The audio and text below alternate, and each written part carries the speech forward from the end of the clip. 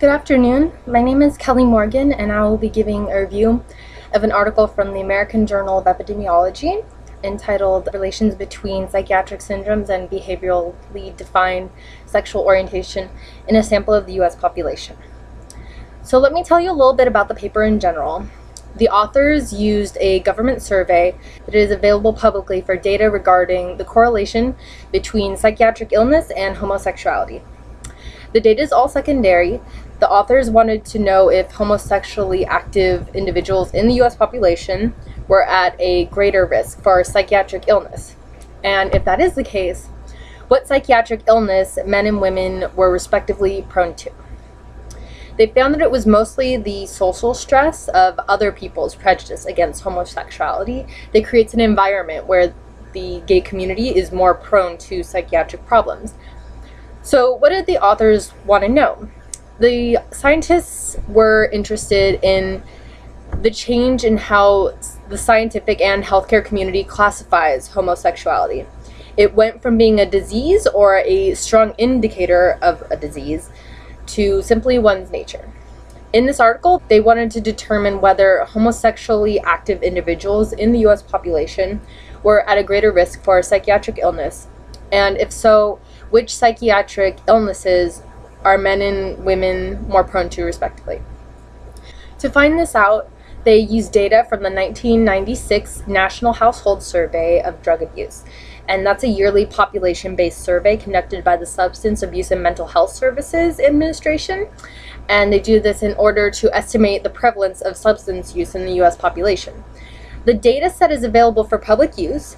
4 screening scales were developed for use in this National Household Survey of Drug Abuse study that assigns scale cut points for classifying individuals as cases on the basis of age, sex, race, education, geographical region. The National Household Survey of Drug Abuse, it utilizes interview sessions and cluster sampling of the civilian non-institutionalized U.S. population of the age 12 or older. Weights were assigned, adjusting for selection probability, non-response, and post-stratification. The findings were that homosexuality is not indicative of psychiatric disturbance, and it confirms some observations drawn from the convenience-based samples recruited from the visible gay and lesbian community.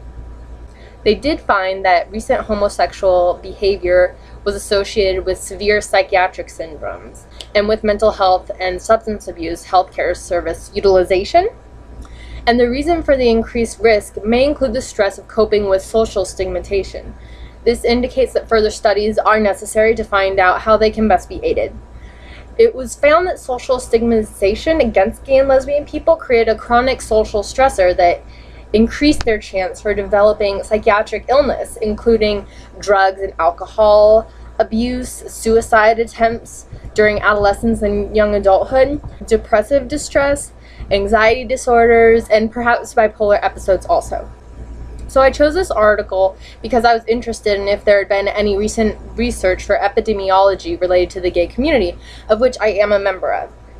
I think it was pretty free of bias, the article. I can usually pick up on pro or anti-gay sentiments in writing, and the authors were thoroughly neutral. I couldn't figure out if they personally had any feelings against or for homosexuality. It was a very professional paper.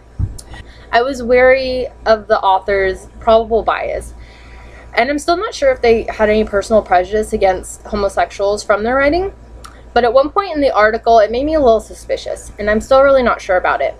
And this is a line that made me wonder, and the phrase that starts the line, and I'll quote, "As might be expected, respondents reporting the same-sex gender partners in the prior year were more likely than persons indicating only opposite gender sex partners to report having had an HIV test at some time in the past."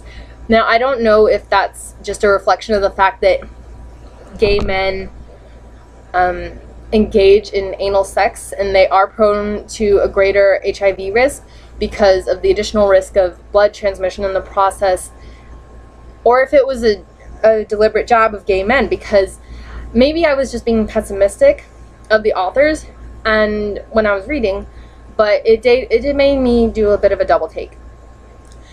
I did also have a problem identifying if the authors went in with a hypothesis or not. They had two objectives that were stated very clearly, but I wasn't sure if they had any idea already of what they would find. The fact that the data is all from a secondary source, that might lead to interpretation problems also. So while the article was interesting, and I'm very glad to see some representation of the gay and lesbian community in the healthcare community's research, I wish there had been a little more clarity in which the researchers, like what they expected to find and how their way of thinking may have evolved as more information came to light. I'm sure the thought process behind this study would have been really worthwhile to hear about, and it's a shame that it wasn't discussed. So that's my interpretation and critique of this article.